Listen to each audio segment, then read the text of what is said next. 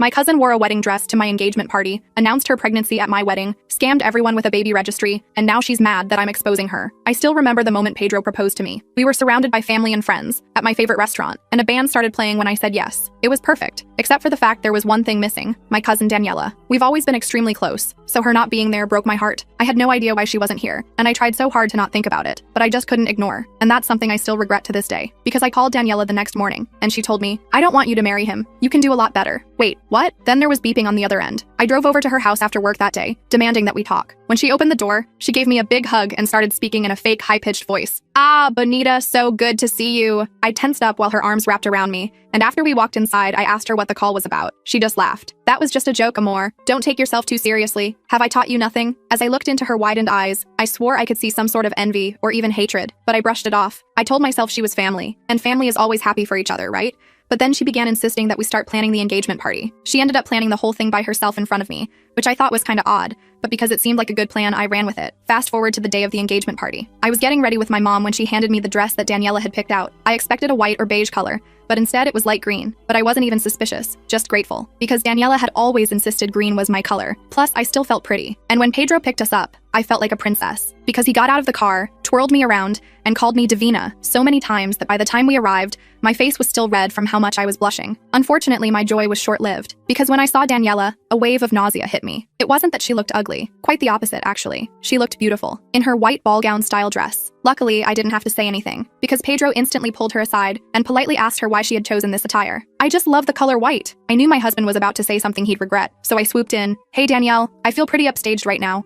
Good, because my boyfriend was coming close to proposing, but now your little show scared him away." I had no idea what she was talking about. I took a deep breath. "I still want you to come to my wedding, but I would appreciate it if you made sure to not make me feel like this again, because after all, it is my day." She just scoffed and gave me the silent treatment. I didn't see Danielle again, but she had texted me a very long apology. I had never even heard her say sorry before, so this meant a lot to me, and I knew I made the right decision to invite her to my wedding. The months leading up to it were bliss. Pedro insisted on planning most of it, since it was my day. I was too scared to even talk about how amazing he was, because I didn't want my friends to be jealous. But when the day came, I realized I had been worrying about the wrong people. Daniela was one of the first people to arrive, and she was, thank goodness, wearing a light pink. And at the wedding reception, after I finished my speech, I agreed to let her make a toast. "I know she's the kind of person to make someone's life magic one day," she said. I was confused, but as she continued speaking, I noticed a bump on her belly. That's when I realized she wasn't talking about me and my husband. Panic washed over me, but before I could do anything, her hand reached out for an envelope on the table, and she showed us a photo. "I'm pregnant, everyone!" The photo was an ultrasound. The crowd gasped. I felt tears sting my eyes. Couldn't she have waited a day? My husband held my hand super tight and whispered, "Ignore her, mi amor. Nothing changes the fact that today is about us." But not even the butterflies could distract me from my anger. Everyone rushed towards her, congratulating her, but something about it seemed off. So off, I decided to pay very close attention to her for the entire day. And then an hour later, I caught her downing a bottle of champagne when she thought no one was looking. At that moment, I knew she was faking it. I could have exposed her, but instead I just smiled and talked about her baby's future with her. Not because I wasn't mad, I was. Not because I wasn't upset, I absolutely was. But because I knew the best way to play her game was to act nonchalant. But inside me, a storm was brewing, and she was going to suffer. One Sunday morning, Pedro and I were enjoying breakfast when my phone pinged with another group chat notification. Daniela had sent a sonogram image with the caption, "Baby's first profile pic. Can you see how they have my nose?" The image looked suspiciously generic, like something you'd find on Google. Pedro noticed my expression and put down his coffee. "You still think she's faking it, don't you?" I nodded. "I caught her drinking champagne at our wedding. And have you noticed her bump sometimes looks bigger and sometimes smaller? That's not how pregnancy works." We were interrupted by a knock at the door. Pedro went to answer it, and guess who was standing there? Daniela, with a shopping bag, wearing a tight dress with what looked like a perfectly round pillow stuffed underneath. "Surprise!" she squealed, barging past Pedro. "I was just in the neighborhood and thought I'd stop by to show you what I bought for the baby." I forced a smile while she emptied the bag, showing off tiny onesies and booties. The whole time I was watching how her bump shifted unnaturally when she moved. No real pregnant belly moves like that. "How far along are you now?" I asked innocently. She hesitated for a split second. "Almost 5 months." I remembered her announcement at our wedding was about 6 weeks ago. The math didn't add up, but I kept my mouth shut. After she left, Pedro looked at me seriously. "That was weird, right?" "I'm not just imagining it." "Super weird," I confirmed. "And where's this boyfriend she mentioned? The one who was supposedly about to propose? She never brings him around." Pedro suggested we just keep our distance, but Daniela made that impossible. She started showing up at my workplace for lunch, because pregnant ladies need company. My coworkers thought it was sweet, but I was getting more frustrated by the day. Things escalated when my mom called, excitedly telling me about the baby shower she was planning for Daniela. She says you offered to host it at your apartment. Isn't that generous of you? I nearly dropped my phone. Mom, I never offered that. We don't even have space for a baby shower. There was an awkward pause. Well, that's odd. She specifically said you insisted because you wanted to be involved with your future first cousin once removed. My mom sounded confused. Should I cancel the invitations then? I sighed, not wanting to create family drama. No, it's fine. We'll figure it out. I hung up feeling defeated. That evening, I confronted Daniela over the phone. Why did you tell my mom I offered to host your baby shower? Oh, did I say that? She giggled. Sorry, pregnancy brain. I must have misunderstood our conversation. But you don't mind, right? You have such a lovely apartment. I wanted to scream but kept my voice level. Next time, please ask before volunteering my home for events. Of course, Monica. You're the best. She hung up before I could say anything else. The baby shower was a nightmare. 30 people crammed into our small apartment, cooing over Daniela and her increasingly unconvincing pregnancy. I noticed she had trouble keeping track of her story, telling one person she was having a boy, another she was having a girl, and a third that she wanted it to be a surprise. My mom pulled me aside during the party. Is everything okay between you and Daniela? You seem tense. I considered telling her my suspicions, but worried I'd sound jealous or crazy. Instead, I just said, we're fine, just some cousin stuff. After the guests left, Pedro helped me clean up while I ranted. Did you see how she couldn't even keep her story straight? And that bump looked like she stuffed a basketball under her dress? Pedro nodded. I noticed. But what's her endgame here? She can't fake a pregnancy forever. There's no baby. That's when it hit me. What was her plan? Eventually, she'd have to produce a baby or admit she lost it. I started feeling a twinge of worry beneath my irritation. Maybe Daniela needed help, not confrontation. The next day, I texted her asking if we could meet for coffee. I planned to gently suggest therapy or support groups. Maybe she was dealing with actual fertility issues or mental health problems. We met at a cafe near my workplace. Daniela arrived wearing a loose-fitting dress, her bump notably smaller than yesterday. Daniela, I started carefully. I'm concerned about you. Is everything okay? You know you can talk to me if something's wrong. Her eyes narrowed briefly before her face settled into a sweet smile. What do you mean? Everything's wonderful. The baby's healthy. I'm glowing. Life is perfect. I took a deep breath. It's just, some things don't add up with your pregnancy. I'm worried you might be going through something difficult. Her smile vanished. Are you calling me a liar? Her voice was suddenly loud enough that nearby customers turned to look. No, I'm just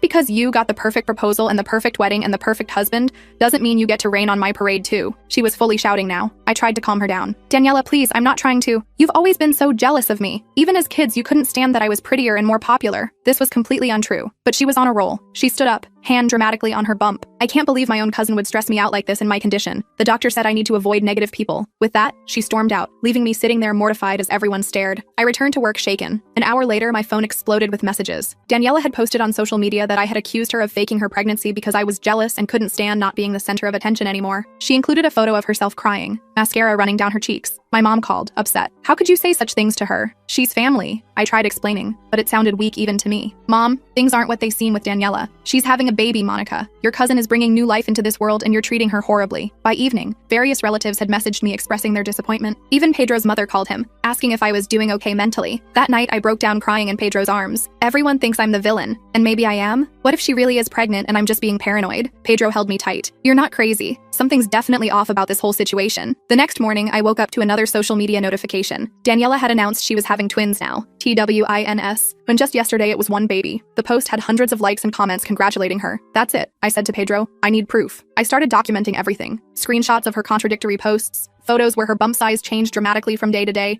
her timeline that made no medical sense. I even made a spreadsheet of all the different due dates she'd mentioned to different people. Meanwhile, Daniela was milking the drama for all it was worth. She posted daily about how certain negative family members were causing her stress. My aunt, her mother, called me asking me to apologize just to keep the peace. She's always been sensitive, my aunt said, and pregnancy hormones make everything worse. I refused to apologize for something I didn't do, which only made me look more unreasonable to everyone else. Things got even weirder when Daniela suddenly announced she had started a baby registry at an expensive department store. The items she selected were outrageous. A $1,200 stroller, designer baby clothes, a solid gold rattle. She posted about it constantly, tagging family members as hints. When few people purchased from it, she posted a tearful video about feeling unsupported in her journey to motherhood. My cousin Miguel messaged me privately. Is it just me, or is Daniela acting super weird lately? I was so relieved someone else noticed that I spilled everything to him. I've been thinking the same thing, he admitted. The math doesn't add up with how far along she claims to be. And did you notice in that video yesterday, her bump was on her right side, not centered? Miguel became my ally. We started sharing observations and gathering evidence. He even took a photo of Daniela at a family dinner when her bump had clearly shifted to one side after she sat down. About a month after the baby shower disaster, Daniela announced she was going on baby moon to Hawaii. She posted daily beach photos with her bump, looking perfectly round and smooth, suspiciously like one of those silicone fake pregnancy bellies you can buy online. While she was away, Miguel did some digging. He discovered she'd been fired from her job 3 months ago, around the time of my wedding. She hadn't told anyone in the family. That explains why she has time to show up everywhere unannounced, I told Pedro. But why fake a pregnancy? What does she get out of it? Pedro shrugged. Attention? Gifts? Sympathy? When Daniela returned from Hawaii, she was sporting an even larger bump and had a new story. She'd felt the twins kicking while watching the sunset on the beach. It was like they were saying hello to the world already, she wrote, with about 20 baby emojis. That weekend, we had a family barbecue at my parents' house. Everyone was fawning over Daniela, offering her the most comfortable chair, serving her food, asking about the twins. I tried to stay civil, making small talk with other relatives. Then I overheard my uncle giving Daniela a check. A little something to help with the nursery, he said. Kids are expensive, especially two at once. Daniela hugged him, dabbing fake tears. You're too generous. This will help so much since I've had to cut back my hours at work. Another lie. She wasn't working at all. I excused myself to the bathroom, feeling sick. She was scamming our family for money now. This had gone beyond attention-seeking to actual fraud. In the hallway, I bumped into my Aunt Maria, who pulled me into the guest bedroom. Something's not right with Daniela's pregnancy, she whispered. I raised 4 children, and that is not how a 7-month pregnant woman moves. My shoulders sagged with relief. You believe me? Everyone thinks I'm just being mean. Aunt Maria nodded. The girl is lying. But why? I filled her in on what Miguel and I had discovered about her job loss. Aunt Maria's eyes widened. That explains why she asked me for a loan last month. She said it was for baby furniture, but she was very vague about it. With Aunt Maria now in our corner, we had 3 people working to uncover the truth. She promised to talk to a few other relatives who might have noticed discrepancies in Daniela's story. The next bombshell came when Miguel texted me a screenshot of a dating app profile. It showed Daniela with no baby bump, and the photo was dated just 2 weeks ago during her supposed baby moon. I think we've got her, Miguel wrote. I wasn't so sure. She'll just say it's an old photo or that someone's using her pictures. I needed irrefutable proof, something she couldn't explain away. The opportunity came unexpectedly when Pedro and I went to a new shopping mall across town. As we walked past a wine bar, I froze. There was Daniela sitting with a man, drinking a large glass of red wine. No baby bump in sight. I grabbed Pedro's arm. Look, it's her. Pedro pulled me behind a column. Are you sure? Maybe it's someone who looks like her. But it was definitely Daniela. She was laughing, touching the man's arm flirtatiously, and definitely not pregnant. I took out my phone and started recording a video. My hands were shaking,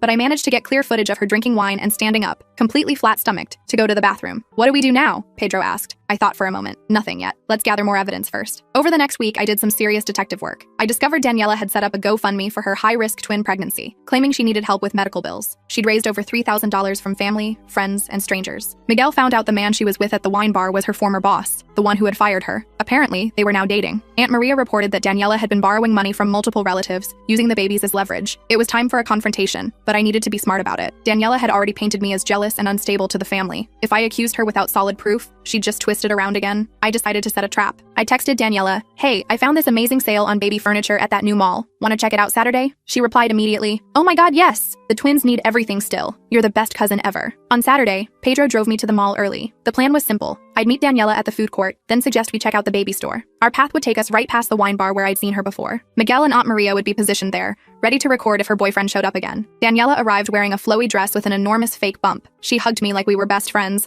going on and on about how excited she was that I wanted to help with the twins. I noticed she'd named them now, Luna and Leo. "So, the store is on the upper level," I said casually. "Want to grab a smoothie first? I heard there's a good place near here." She agreed, and I led her toward the wine bar. Just as we approached, her phone pinged. She checked it and suddenly looked panicked. "Actually, I just remembered I have a doctor's appointment. Pregnancy brain, am I right? We'll have to do this another time." She started backing away. I pointed to the wine bar. "Isn't that your boyfriend sitting right there?" Her face went pale. The man from before was indeed sitting at a table, checking his watch repeatedly. "I don't know what you're talking about," she stammered. "I need to go." "Daniela, I know you're not pregnant. I saw you here last weekend drinking wine with him. No bump, no pregnancy, no twins." She looked like she might faint. "You're crazy. Look at me." She gestured to her fake bump. "Take off the prosthetic belly, Daniela. The game is over." For a moment, I thought she might confess. Instead, she let out a blood-curdling scream and collapsed to the floor, clutching her stomach. "The babies! Something's wrong with the babies!" People around us gasped. A security guard rushed over. "Ma'am, should I call an ambulance?" Before Daniela could respond, her boyfriend had appeared, looking confused. "Daniela, what are you doing? Why are you on the floor?" She looked up at him in horror, then at me, then back at him. "Jason, help me! The twins!" Jason's brow furrowed. "What twins? What are you talking about?" The security guard looked between all of us, clearly confused. Daniela was still on the floor, now fake sobbing. "Perhaps I can clarify,"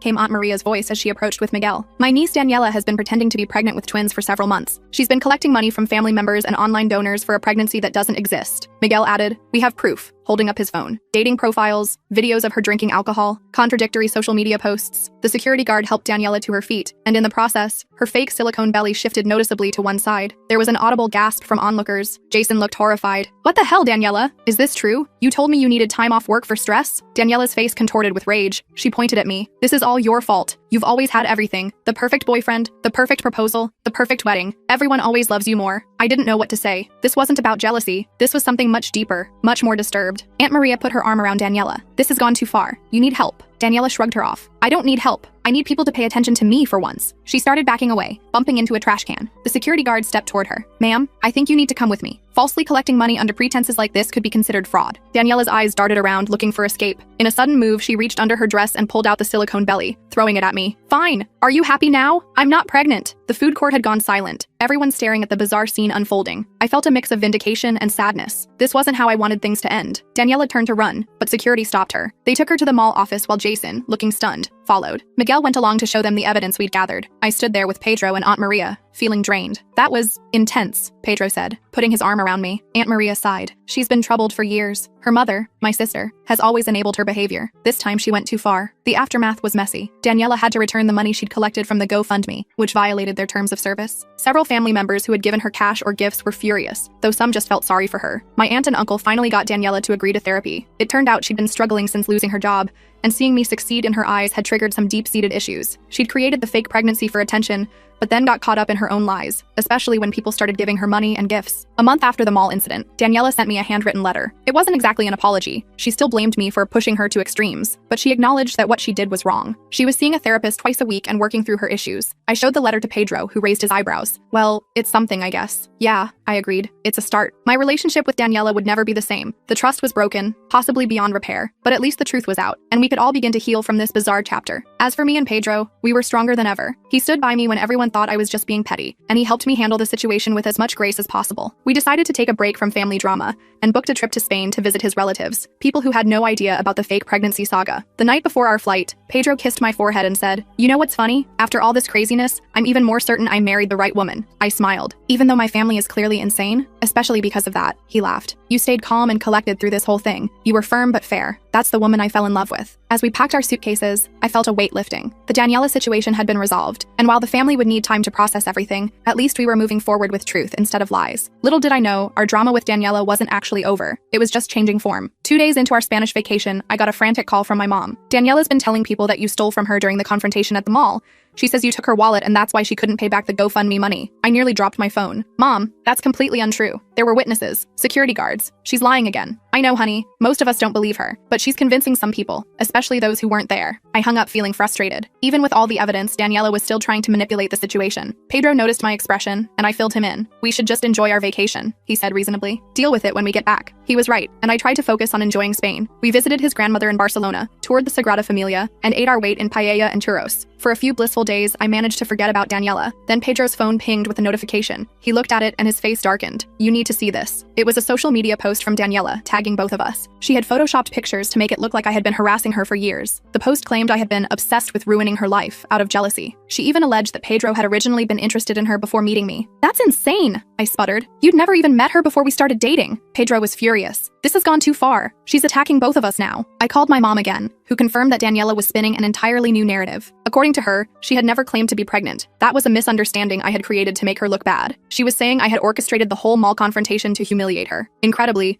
some distant relatives and mutual acquaintances were believing her version. The photos she'd doctored were convincing if you didn't look too closely. "What do we do now?" I asked Pedro as we sat on our hotel balcony, the beautiful view of Barcelona completely lost on us. He thought for a moment. "We fight back with the truth. We have actual evidence, videos, screenshots, witnesses. She only has lies." When we returned home, we discovered Daniela had escalated things even further. She'd created a whole blog detailing her experiences as a victim of my alleged bullying. It was full of fabricated incidents and twisted versions of real events. I was beyond frustrated. Why can't she just stop? She got caught in a massive lie. She should be embarrassed and laying low, not doubling down. Miguel called with even more concerning news. "She came to my workplace yesterday, making a scene about how I betrayed family by siding with you. My boss had to ask her to leave. It was time to put a definitive end to this." After talking with Pedro and my parents, I decided to collect all our evidence and present it to the entire family at once. My mom offered to host a family dinner, inviting everyone except Daniela. The night of the dinner, I was nervous but determined. Most of our close family came, including some who had been swayed by Daniela's new stories. I had prepared a presentation with Miguel's help, showing the timeline of her deception with concrete evidence at each step. As people arrived, I noticed some were avoiding eye contact with me. Clearly, Daniela's smear campaign had been effective with some of them. After dinner, I stood up.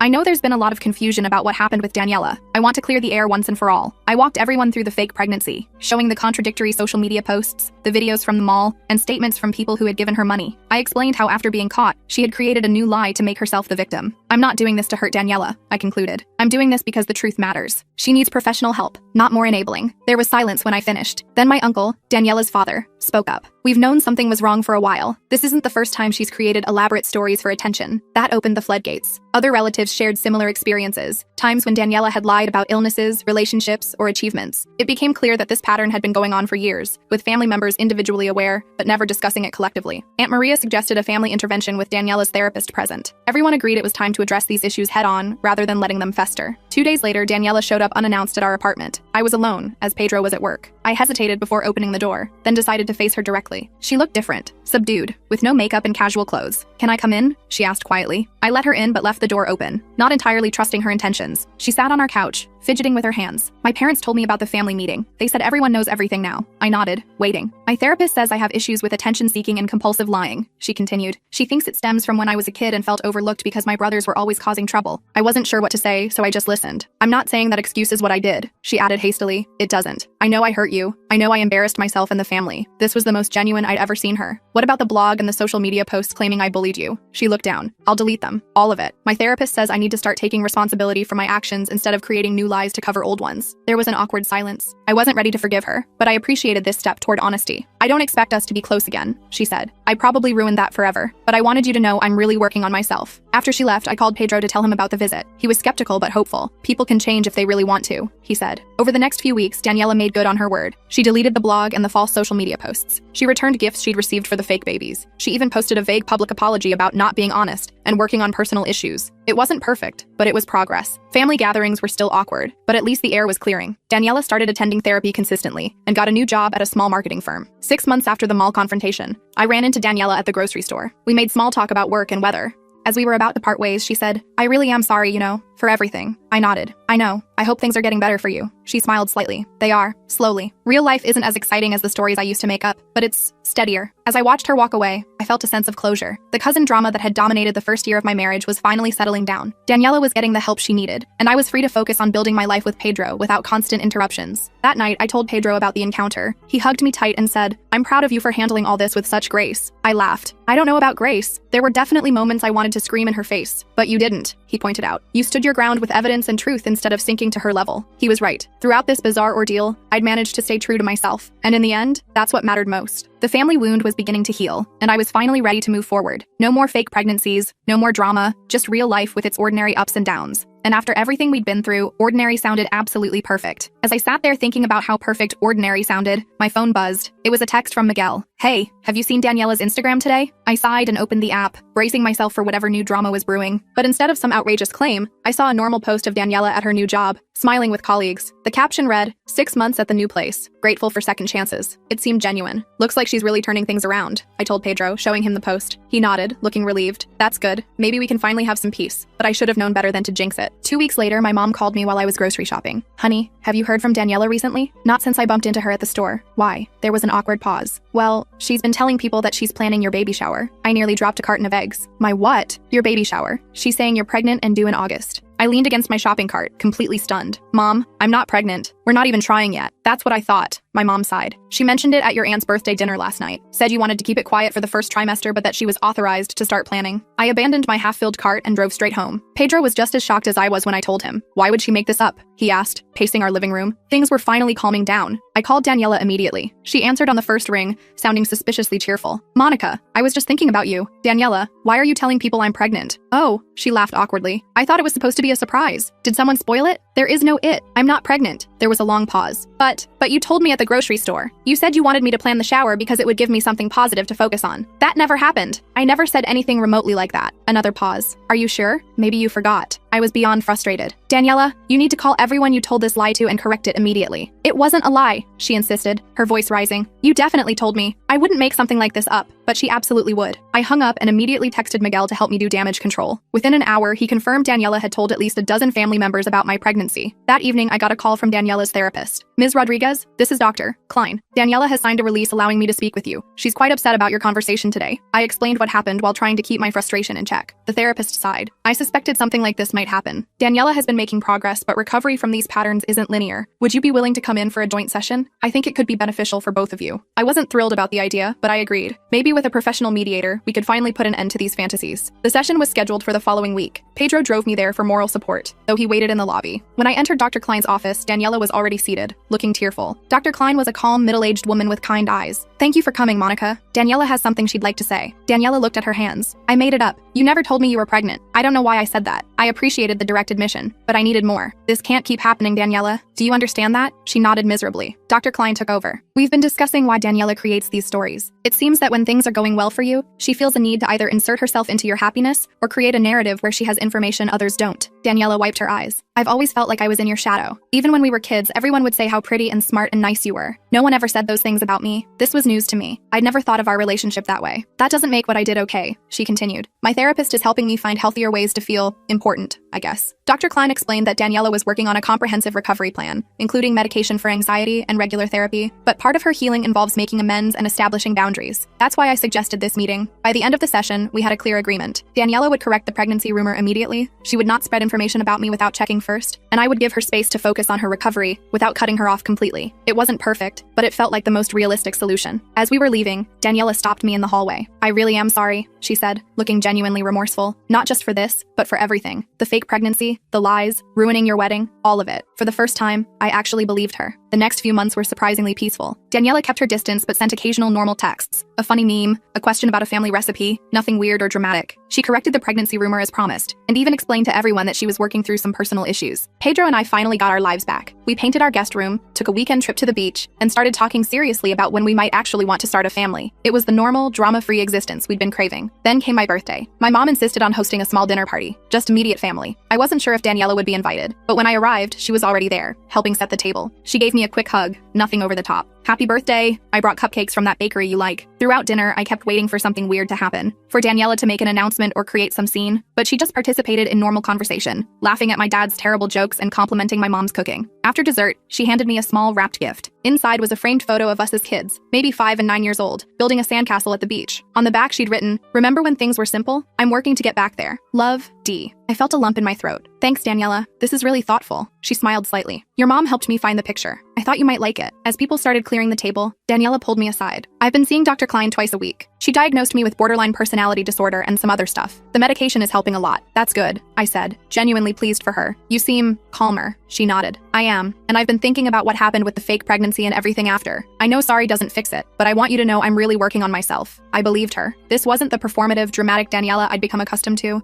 This was someone trying to be better. By the way, she added, I'm actually dating someone now. For real this time. His name is Eric. He works at the library. Maybe you and Pedro could meet him sometime. No pressure though. I agreed, curious but cautious. The evening ended without incident, and as Pedro and I drove home, I felt cautiously optimistic. She seemed different, Pedro observed. More authentic. Yeah, I agreed. I hope it lasts. And surprisingly, it did. Over the next few months, we met Eric, who turned out to be a kind, slightly nerdy guy who seemed totally smitten with Daniela. They had a normal relationship. No fake pregnancies, no dramatic announcements, just two people dating. Family gatherings became less stressful. Daniela stopped trying to be the center of attention at every event. She got a promotion at her new job and moved into a nicer apartment. She still had her moments, occasional passive-aggressive comments or slight exaggerations, but nothing compared to before. Then, about a year after the mall confrontation, Daniela invited me for coffee. Just the two of us. I was nervous as I walked into the cafe, half expecting some new drama, but she was just sitting there with 2 cups, looking anxious but composed. Thanks for coming, she said, pushing a latte toward me. I wanted to talk to you about something important. My stomach tightened. Okay. She took a deep breath. Eric proposed last weekend. It's not a big production or anything, just a small ceremony in his parents' backyard next month. That's great, I said cautiously. Congratulations. Thanks, she fiddled with her cup. The thing is, I'm trying to do this right. No drama, no lies, no trying to upstage anyone. Just a simple, honest wedding. I nodded, still waiting for the catch. I know I ruined your wedding day with my fake pregnancy announcement. I can't undo that, but I wondered if, she hesitated. Would you be my maid of honor? I completely understand if you say no after everything I've put you through. I was speechless. This was the last thing I'd expected. You don't have to answer now, she She added quickly, think about it. Talk to Pedro. I just wanted you to know that you're important to me. The real you, not the version I created in my head to be jealous of. I did think about it. I talked it over with Pedro for hours that night. I called Miguel and my mom for their perspectives. I even had another session with Dr. Klein to make sure this wasn't some elaborate new manipulation. In the end, I agreed to be her maid of honor, not because I'd forgotten what she'd done, but because I believed in second chances, and because the genuine effort she was making to change deserved recognition. The wedding was exactly as she described, simple in Eric's parents' backyard, with only about 30 guests. Daniela wore a modest white dress, nothing extravagant. She didn't demand attention or try to make the day about anything other than their commitment to each other. During the reception, I found myself sitting with her new mother-in-law, a sweet older woman named Nancy. Daniela told me everything, you know, Nancy said quietly, about the fake pregnancy, about how she treated you. She was so ashamed, but Eric insisted she be honest with us before they got married. I was surprised. And you're okay with all that? Nancy smiled. Everyone deserves a chance to become better than they were. She's not the same person who did those things. The fact that she could admit it and work to change,